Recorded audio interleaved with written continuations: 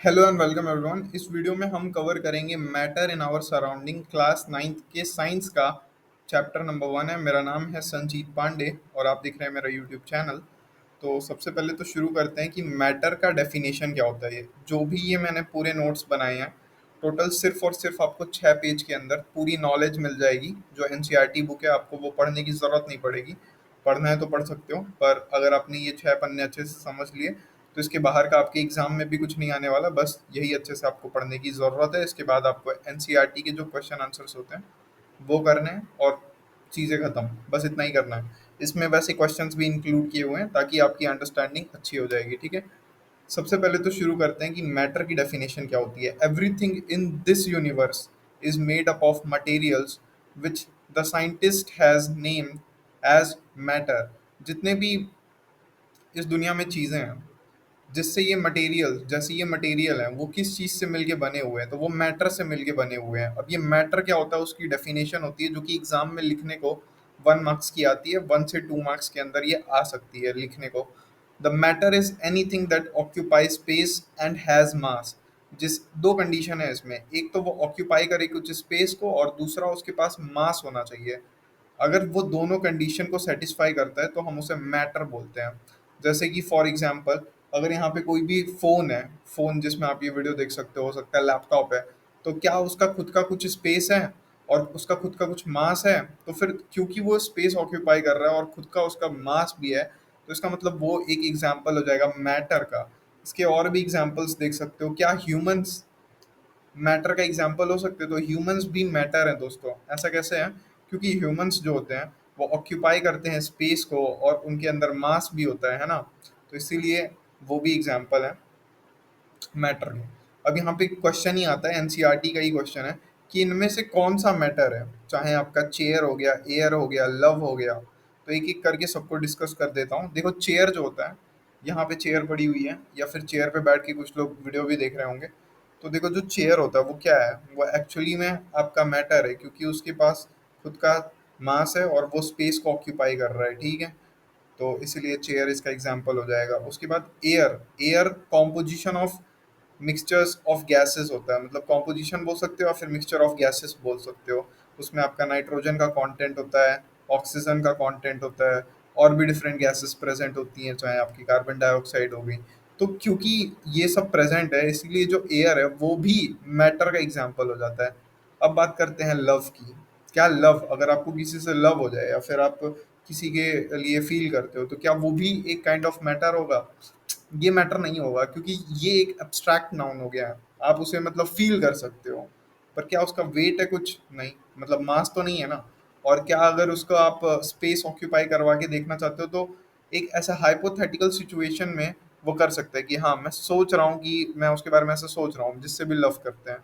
तो इस पूरे सिनेरियो में क्या उसने कहीं भार, जिसको बोलते हैं मास, वो ऑक्यूपाई किया रियल में? तो नहीं किया। तो इसका मतलब लव तो इसका एग्जाम्पल नहीं होने वाला। स्मेल, अब जो स्मेल होती है ना, उसको कॉन्ट्रडिक्शन है थोड़ा यहाँ पे कि जो एनसीईआरटी है उसने तो कंसीडर किया है कि स्मेल होती है, लेकिन कुछ गाइड और कुछ डिफरेंट बुक्स जो आप रेफर कर सकते हो या फिर आप किसी दूसरे वेबसाइट पे जाके देखोगे तो स्मेल को डिनाई किया है कि ऐसा नहीं है। लेकिन रियलिटी में जो स्मेल होती है वो स्मॉल ड्रॉपलेट्स ही तो होते हैं जो कि आपके नाक तक जाते हैं। तो इसका मतलब वो भी एक मैटर होगा क्योंकि वो इतने छोटे हैं कि वो स्पेस ऑक्यूपाई कर रहे हैं, तभी तो वो आपको स्मेल हो पा रहा है ना, आप सूंघ पा रहे हो क्योंकि कुछ स्मॉल ड्रॉपलेट्स हैं जो कि आपके नाक तक जा रहे हैं। तो इसका मतलब जो स्मेल है वो भी एग्जाम्पल हो जाएगा मैटर का। तो अगर कई जगह पे आपको मैटर के एग्जाम्पल में स्मेल ना मिले तो वहां पे उसको करेक्ट कर लेना कि स्मेल भी मैटर ही होता है। अगर आपके टीचर लेकिन इस पे आर्ग्यूमेंट करने लगे कि नहीं, स्मेल को नहीं कंसीडर करो, तो छोड़ देना, उनकी बात मान लेना।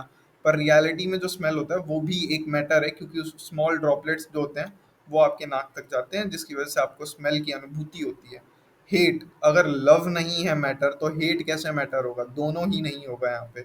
आलमंड्स, तो आलमंड्स तो होते ही है ना, खाते रहते हो ये तो उसका खुद का एक स्पेस ऑक्यूपाई करता है वो, और मास भी होता है। तो आलमंड जो हो गया वो एग्जाम्पल हो जाएगा मैटर का। क्या किशमिश भी एग्जाम्पल हो जाएगा? किशमिश भी हो जाएगा। क्या काजू भी हो जाएगा? काजू भी हो जाएगा। तो चाहे आप बादाम खाओ, काजू खाओ, किशमिश खाओ, कुछ भी खाओ, वो मैटर का एग्जाम्पल हो जाएगा। क्या थॉट, अगर आप कोई चीज़ सोच रहे हो तो वो मैटर का एग्जाम्पल है? नहीं यार, ये नहीं होगा। अगर कोई चीज़ आप थॉट प्रोसेस कर रहे हो अपने दिमाग में, तो वो तो आपके दिमाग में है ना, उसका खुद का कोई वेट नहीं है, वो क्या वो स्पेस ऑक्यूपाई कर रहा है? नहीं कर रहा है, तो थॉट उसका एग्जाम्पल नहीं होगा। कोल्ड, अगर आपको सर्दी लग गई तो क्या वो मैटर होगा? नहीं होगा। कोल्ड ड्रिंक, देखो कोल्ड के आगे ड्रिंक लग गया ना, तो अब ये मैटर हो जाएगा। क्यों मैटर हो जाएगा? क्योंकि कोल्ड ड्रिंक का खुद का मतलब स्पेस होता है, और वो एक मैटर है, ठीक है। स्मेल ऑफ परफ्यूम, अब यहाँ पे भी कॉन्ट्रडिक्शन है दोस्तों कि स्मेल ऑफ परफ्यूम जो है, क्या वो मैटर होगा या वो मैटर नहीं होगा?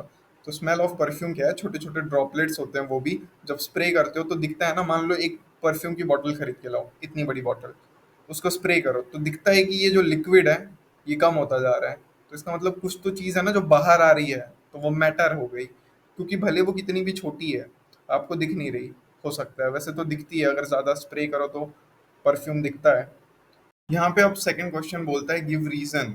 The smell of hot sizzling food reaches you several metres away, but to get the smell from the cold food you have to go close. इसकी कहने का मतलब है कि जब गर्म खाना होता है तो उसकी स्मेल आप तक आ जाती है, लेकिन वही खाना अगर ठंडा हो जाता है तो उसके पास उसकी स्मेल नहीं आती, आपको उसके पास जाना पड़ता है उसकी स्मेल लेने के लिए। ऐसा इसीलिए होता है क्योंकि जो पार्टिकल्स होते हैं हॉट फूड के, उनके पास ज़्यादा काइनेटिक एनर्जी होती है। Rate of fusion of hot food is more than that of the cold food. यहाँ पे मैंने कोल्ड ड्रिंक लिख दिया, इसकी जगह पे कोल्ड फूड होगा, फिर कट नहीं किया, गंदा लगता है। तो देखिए होता क्या है कि अगर फूड बहुत ज़्यादा गर्म है, तो जब गर्म होता है तो उसके जो पार्टिकल्स होते हैं वो ज़्यादा रेट ऑफ फ्यूजन को शो करते हैं, क्योंकि उनमें ज़्यादा काइनेटिक एनर्जी होती है। इसकी वजह से हम अगर दूर भी होते हैं तो हमें उसकी स्मेल आती रहती है। लेकिन कोल्ड फूड में ऐसा नहीं हो पाता है, इसकी वजह से हमें उसकी स्मेल नहीं आती है दूर से। अब आगे बढ़ते हैं। ये तो क्वेश्चन था। अब ये वन ऑफ द क्वेश्चन है जो कि 5 मार्क्स का एग्जाम में पूछता है, कि कम से कम आएगा तो 5 नंबर का आएगा या फिर 3 मार्क्स तक का भी आ सकता है।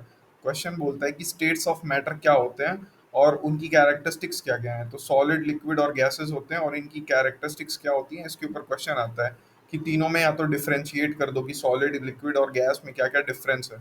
तो फिर देखिए, सबसे पहले तो सॉलिड्स में आपको लिखना है strong intermolecular forces of attraction. मान लीजिए सॉलिड्स है तो इनकी इंटरलॉकिंग बहुत अच्छी होगी, इनके बीच में जो भी इंटरमोलिकुलर फोर्स ऑफ अट्रैक्शन है वो काफ़ी ज़्यादा स्ट्रॉन्ग होता है। उसके बाद आते हैं आपके लिक्विड्स। लिक्विड्स में weak intermolecular forces of attraction होता है, गैसेस में weak intermolecular forces of attraction होता है। ये जो फर्स्ट पॉइंट है, आई होप ये क्लियर हो गया, और सेकंड पॉइंट की तरफ बढ़ते हैं। सॉलिड्स में आप क्या, डेफिनेट शेप और डेफिनेट वॉल्यूम होता है। लिक्विड में आपका लार्ज इंटरमॉलिक्यूलर स्पेस होता है और कोई भी डेफिनेट शेप और डेफिनेट वॉल्यूम। देखिए डेफिनेट शेप तो नहीं होगा पर डेफिनेट वॉल्यूम होता है। No definite shape but definite volume. जैसे कि 1 लीटर है तो 1 ही लीटर है ना, डिफाइंड है कि 1 लीटर ही होगा। लेकिन गैसेस के साथ ऐसा नहीं है, गैसेस के साथ no definite shape, no definite volume. ना तो इसका डेफिनेट शेप होगा और ना ही इसका डेफिनेट वॉल्यूम होगा। Very large intermolecular force of attraction, जो गैसेस के पार्टिकल्स होते हैं वो फ्रीली सस्पेंडेड है, कहीं भी मूव कर सकते हैं। Very weak intermolecular forces. तो ये तीनों पॉइंट्स आई होप आपको क्लियर हो गए। आगे बढ़ते हैं। जो सॉलिड्स होते हैं उनकी ज़्यादा डेंसिटी होती है, high density high melting point. एक काम करता हूँ, इसको थोड़ा सा ना छोटा कर देता हूँ, और छोटा कर देता हूँ, अब अच्छे से दिखेगा। दिख रहे हैं? देखिए, high density high melting point और हाई बॉइलिंग पॉइंट होता है। लिक्विड्स में लो डेंसिटी होती है, लो मेल्टिंग पॉइंट और लो बॉइलिंग पॉइंट होता है। गैसेस में डेंसिटी लो होती है। इसको कंप्रेस नहीं किया जा सकता। अगर आप किसी सॉलिड को कंप्रेस करेंगे तो टूट जाएगा, लेकिन लिक्विड्स को कंप्रेस किया जा सकता है और गैसेस को हाईली कंप्रेस किया जा सकता है। अब बात करते हैं आगे। Solid can not flow, solid को कभी फ्लो नहीं कराया जा सकता, वो लोग रिजिड होते हैं। और जो सॉलिड, जो लिक्विड्स होते हैं उसको फ्लो कराया जा सकता है। Liquid can flow, gases can flow. इसके बीच का एक डायग्राम बनता है, ये इंटरमॉलिक्यूलर फोर्सेस ऑफ अट्रैक्शन और जो पार्टिकल्स हैं उसको शो कर रहा है। तो देखिए इनके बीच काफी close intermolecular forces of attraction है, और ये जो पार्टिकल्स हैं वो काफी ज्यादा क्लोज हैं एक दूसरे के। लिक्विड्स के पार्टिकल थोड़े थोड़े दूर हैं, थोड़ी थोड़ी दूरी को मेंटेन किए हैं, और गैसेस के पार्टिकल्स काफी ज्यादा डिस्टेंस पे है। तो ये इसका डायग्राम हो जाता है। आगे बढ़ते हैं। अब थोड़ा सा जूम कर देता हूँ।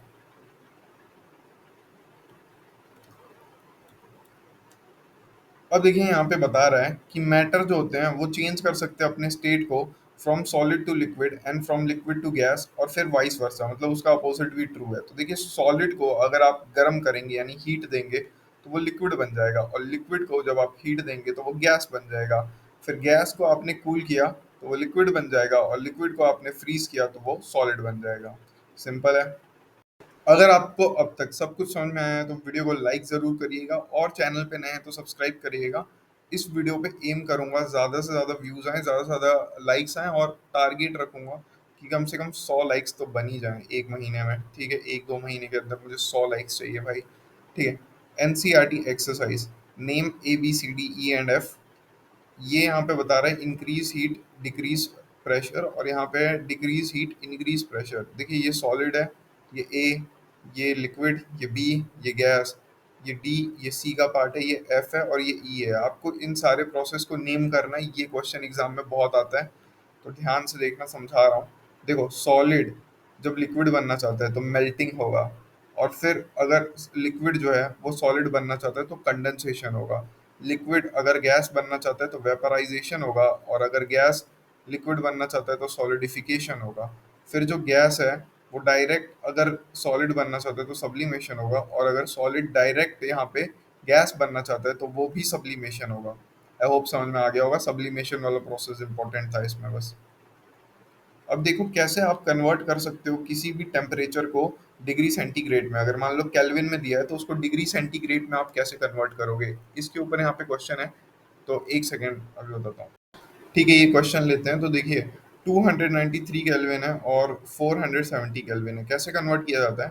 तो केल्विन को अगर आपको डिग्री सेंटीग्रेड में कन्वर्ट करना हो तो उसमें से सब्सट्रैक्ट करना रहता है 273। तो 293 केल्विन माइनस 273 कर देंगे तो 20 डिग्री सेंटीग्रेड आंसर आ जाएगा। फिर से एक बार रिपीट कर देता हूँ, आपको केल्विन को चेंज करना है डिग्री सेंटीग्रेड में, तो 293 केल्विन में से 273 को माइनस कर देंगे, 20 डिग्री सेंटीग्रेड आंसर आ जाएगा। नेक्स्ट बात करते हैं 470 केल्विन। तो 470 केल्विन को अगर आपको डिग्री सेंटीग्रेड में चेंज करना है तो 470 minus 273 gives out 197 degree centigrade. Next बात करते हैं, कन्वर्ट करिए टेम्परेचर को केल्विन में। अब आपको ना टेम्परेचर जो है वो डिग्री सेंटीग्रेड में दिया है और उसको चेंज करना है केल्विन में। तो ये कैसे होगा, कुछ नहीं करते हैं, बस पिछली बार हम सब्सट्रैक्ट कर रहे थे 273, इस बार हम ऐड कर देंगे 273 को। तो देखिए यहाँ पे 25 डिग्री है, तो 25 plus 273 gives out 298 kelvin. For converting the degree centigrade to kelvin at 273। मैंने यहाँ पे स्टेटमेंट भी लिख दिया ताकि समझ में आए प्रोसीजर क्या है। 273 केल्विन को नहीं 373 डिग्री सेंटीग्रेड को आपको कन्वर्ट करना है केल्विन में। तो 373 प्लस 273 कर देंगे, 646 केल्विन आंसर आ जाएगा। काफ़ी सिंपल था, आई होप समझ में आ गया हो। अगर आपको यहाँ पे डिग्री सेंटीग्रेड दिया और इसको केल्विन में चेंज करने बोले तो आप ऐड कर दीजिए 273, और अगर यहाँ पे आपको केल्विन में दिया हो और उसको डिग्री सेंटीग्रेड में कन्वर्ट करने बोले तो उसमें से माइनस कर दीजिए 273। इवेपोरेशन डिफाइन करने को बोलता है एग्जाम में, और बोलता है कि उसके क्या क्या फैक्टर्स हैं जो कि अफेक्ट करते हैं इवेपोरेशन को।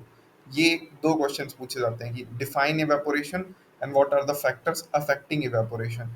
तो अगर डिफाइन करने बोलते हैं तो आप उसको बता सकते हैं कि the phenomena of changing of a liquid into its vapour state at any temperature below it's boiling point is called evaporation. Evaporation एक सरफेस फेनोमेना होता है।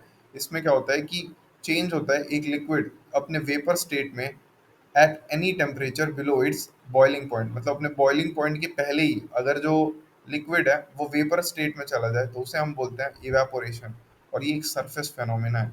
ठीक है। क्या क्या फैक्टर्स हैं जो कि इसको इफेक्ट करते हैं। आपने कभी कपड़े सुखाए हैं, कपड़े तो सुखाए ही होंगे ना। कपड़े सुखाते हैं तो देखते हैं कि कपड़े ऐसे फैलाते हैं, है ना। क्यों नहीं कपड़े फोल्ड करके ही रख देते हैं, मतलब सूखने के लिए नहीं रखते ना, उसको प्रॉपर फैलाते हैं अच्छे से। तो ये इसीलिए होता है क्योंकि an increase in the surface area increases evaporation. अगर आप सरफेस एरिया इंक्रीज कर दोगे ना तो कपड़े जल्दी सूखेंगे। कपड़ों को जितना फैला के रखोगे जल्दी उसमें से भाप बन के ऊपर जाएगा, वो पानी जो होता है उसका। तो इसीलिए बोलते हैं an increase in the surface area increases evaporation. An increase in the temperature increases the rate of evaporation. अगर आप टेम्परेचर बढ़ाते हो तो भी जो रेट ऑफ इवेपोरेशन है वो इंक्रीज करता है। A decrease in the humidity increases the rate of evaporation. अगर आप ह्यूमिडिटी को डिक्रीज करोगे तो भी इवेपोरेशन बढ़ जाएगा। Evaporation causes cooling effect. Evaporation हो जाएगा तो वहां पे ठंडा ठंडा थोड़ा सा महसूस होता है, उसे कूलिंग इफेक्ट बोलते हैं। अपने घर के ऊपर अपने कभी छत पे पानी फेंका हो, जैसे अगर गर्मियों में देखा होगा कि लोग अपने छत के ऊपर पानी फेंक देते हैं या फिर लोग रोड के ऊपर पानी फेंकते हैं, तो वो तो खैर मिट्टी को सेटल करने के लिए भी फेंकते हैं, पर जो छत के ऊपर पानी फेंकते हैं वो जनरली कूलिंग इफेक्ट के लिए ही फेंकते हैं कि मतलब पानी सूखेगा थोड़ा ठंडा करेगा छत को, तो फिर नीचे थोड़ा थोड़ा ठंडा लगेगा जो नीचे के रूम्स होंगे उनके लिए। तो 1 2 3 4 ये 4 पॉइंट्स थे, आई होप आपको सारे समझ में आ गए होंगे। लैटेंट हीट ऑफ फ्यूजन, ये हार्ड लगता है बच्चों को, लास्ट टॉपिक है, अच्छे से समझना, खत्म हो जाएगा। लैटेंट हीट ऑफ फ्यूजन क्या होता है, मेल्टिंग पॉइंट क्या होता है, बॉइलिंग पॉइंट क्या होता है, और लैटेंट हीट ऑफ वेपराइजेशन क्या होता है। ये क्वेश्चंस पूछे जाते हैं एग्जाम में, अगर ये अच्छे से आपने समझ लिया तो चैप्टर आपका खत्म हो जाएगा। Latent heat of fusion, the amount of heat energy required to change 1 kg of the solid into liquid at its melting point is called latent heat of fusion। वो amount of heat energy जो कि required है change करने के लिए 1 kg solid को liquid में, उसे हम कहेंगे latent heat of fusion। इसमें मेल्टिंग पॉइंट एक टर्म है। मेल्टिंग पॉइंट क्या होता है, temperature at which a solid melts to become a liquid at atmospheric pressure is called its melting point. अब इसका ठीक अपोजिट होता है बॉइलिंग पॉइंट। बॉइलिंग पॉइंट क्या होता है, the temperature at which the liquid starts boiling at atmospheric pressure is known as boiling point, और ये एक बल्क फेनोमेना होता है। देखिए ऊपर हमने पढ़ा सरफेस फेनोमेना, इवेपोरेशन एक सरफेस फेनोमेना होता है, और जो बॉइलिंग होती है वो एक बल्क फेनोमेना होती है। आगे बात करेंगे यहाँ पे लैटेंट हीट ऑफ वेपराइजेशन, और इसी के साथ चैप्टर हो जाएगा खत्म। तो लैटेंट हीट ऑफ वेपराइजेशन क्या होता है, the amount of heat required to change 1 kg of the liquid to vapour. अगर आप वो अमाउंट ऑफ हीट एनर्जी जो कि आपको ज़रूरत पड़ेगी अगर आप चेंज करते हैं एक liquid state, 1 kg liquid state में कोई भी अगर सब्सटेंस है उसको वेपर स्टेट में एटमॉस्फेरिक प्रेशर पे, at its boiling point is called the latent heat of vaporization of the liquid। इसी के साथ ये चैप्टर होता है खत्म। देखिए इसमें हमने सारे इंपॉर्टेंट चीज़ें डिस्कस कर ली हैं, और इम्पॉर्टेंट क्वेश्चन जो कि एग्जाम में आ सकते थे वो भी ले लिया है। इसके अलावा अगर लगता है आपको और प्रैक्टिस की ज़रूरत है तो कोई भी गाइड खरीद सकते हैं, और उसके पीछे के एनसीईआरटी के जो सॉल्यूशंस होते हैं उसको प्रैक्टिस कर सकते हैं, उतना सफिशियंट होता है। एनसीईआरटी के सॉल्यूशंस अपने आप में सफिशिएंट होते हैं, अगर आप उसे अच्छे से पढ़ लें तो हर चीज़ के लिए सफिशिएंट है बेसिकली वो, तो वो कर सकते हैं बस आप।